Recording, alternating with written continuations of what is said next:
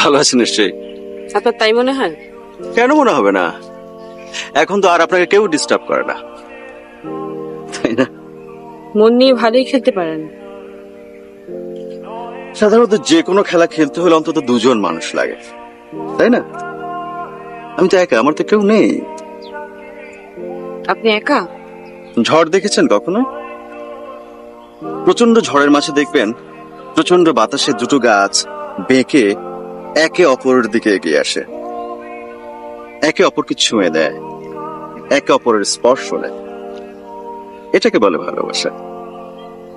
ভালোবাসার ক্ষেত্রে শুধু একজনকে না, এগিয়ে আসতে হয় দুজনকে। দুটো মন এক হতে হয়।